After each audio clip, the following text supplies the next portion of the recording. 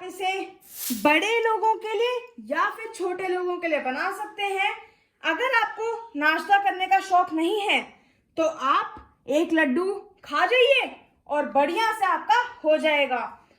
मैं आपको एक सही बात बताऊं, मेरे परनाना जो थे ना, वो सिर्फ इन लड्डुओं को ही खाते थे अपने ब्रेकफास्ट में, और यकीन मानिए मैंने उन्हें कभी भी एनर्जी में कम नहीं देखा। वो हमेशा बहुत एक्टिव रहते थे।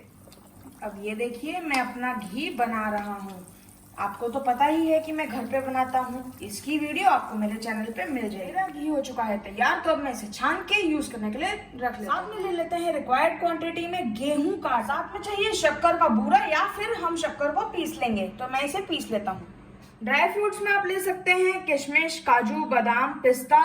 आप कोकोनट पाउडर यूज कर सकते हैं, पर लॉन्ग टर्म के लिए इसे ना यूज करें क्योंकि इसके लड्डू 1 महीने में खराब हो जाते हैं। अगर आप ऐसे ही बनाते हैं विदाउट कोकोनट पाउडर के तो 2 महीने तक आराम से चल जाएंगे। साथ ही में कोई भी खाने वाला गोंद, मखाने, चिरौंजी या फिर कोई भी बीज, यहाँ पर मैं जो यूज करूंगा वो है ये 3 चीजें। गोंद का क्या काम होता है, क्रिस्पीनेस लाने के लिए और एक बाजार वाला टेस्ट लाने के लिए। मैंने अपनी कढ़ाई में घी ले लिया है और अब इसमें मैं डाल देता हूँ अपना आटा। मैं आपको बताना चाहता हूँ कि अगर आपको पसंद है घी खाना, आप बड़े शौक से खाते हैं, तो आप घी और आटा बराबर क्वांटिटीज में लेंगे। पर अगर आप थोड़ा परहेज करना चाहते हैं तो फिर आप घी की क्वांटिटी आटे से आधी रखेंगे। और अगर आप बच्चों के लिए बना रहे हैं तो आप पहले वाला ही करें क्योंकि बच्चों को घी की जरूरत होती है। और अगर आपको घी नहीं डालना है तो आप कोई भी कुकिंग मीडियम अपने हिसाब से ले सकते हैं, पर सरसों का तेल आपको नहीं लेना है। अब यहाँ पर मैं आपको बताना चाहता हूँ कि आपको जो कढ़ाई है वो भारी तल्ले की ही लेनी है। इसे सिम आंच पे पकाते रहना है। और साथ ही में मैंने यहाँ पर आटा जो है वो डबल क्वांटिटी में लिया है घी से, ताकि मैं इसी के लड्डू आपको बना के दिखा पाऊँ। तो अब ये देखिए एक अच्छी सी खुशबू आने लगी है और इसका रंग भी चेंज हो गया है। तो अब मैं इसे ऐसे ही सिम आंच पे आधे से 1 घंटे तक कर लूंगा। वो डिपेंड करेगा कि आपको कितना गुलाबी चाहिए और आपका जो बर्तन है वो कितने मोटे तल्ले का है।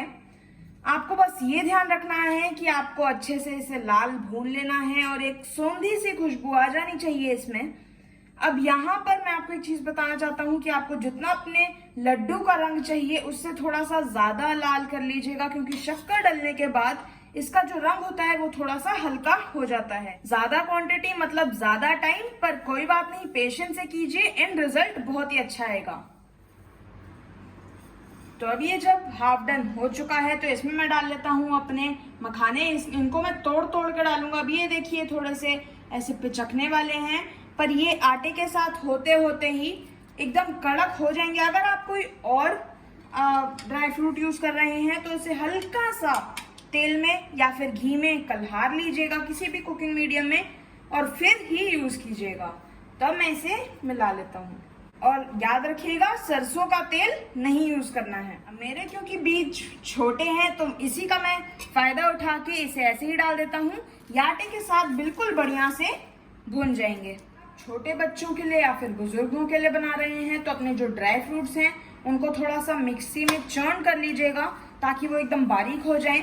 इससे फायदा तो कर ही देंगे वो आपकी बॉडी में जाके, और साथ ही में आपके मुंह में भी नहीं आएंगे। अगर आपको ऐसे ही रखना है तो वो भी बहुत अच्छा लगता है, वो आपकी चॉइस है। ये देखिए हमारा घी इतना गर्म हो चुका है कि इससे भाप निकल रही है। तो अब ये जो मेरा गोंद है मैं इसको चिप्स के तरीके से निकाल लेता हूँ।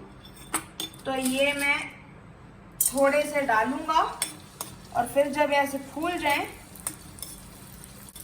तो फिर मैं इन्हें ऐसे एक कटोरी में निकालूंगा। ये देखिए कुछ इस तरीके से।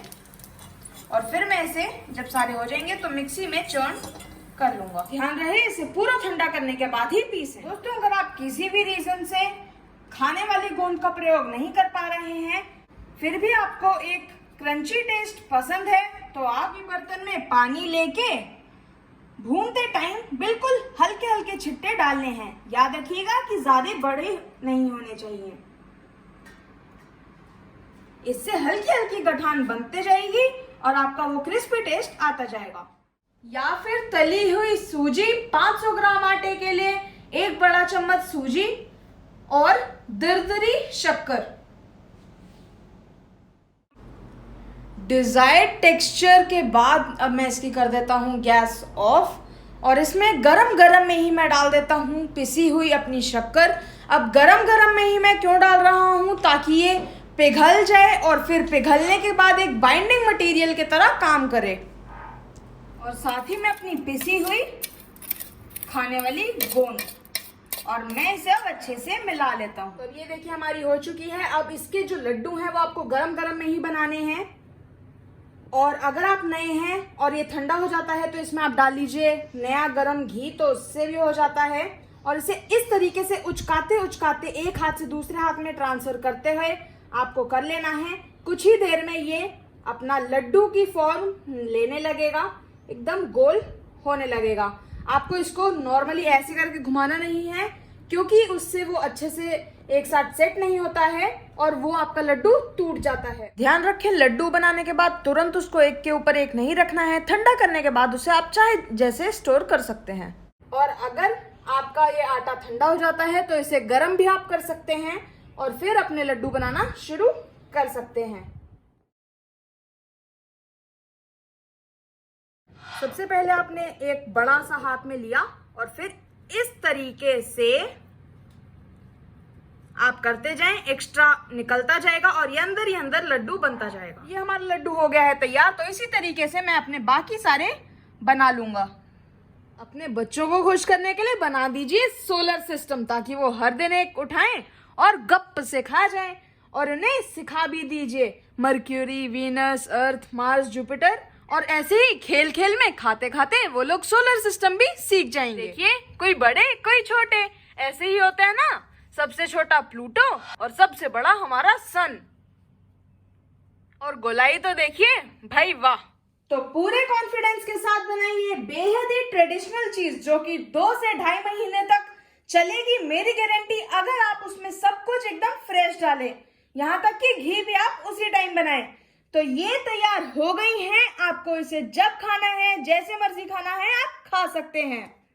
और हाँ, happy Raksha Bandhan to all of you. ये देखिए मुझे कितनी सारी राखियां बंधी हैं, और इसमें एक में तो मेरी फोटो भी है। भाई वाह, मजे ही आ गए।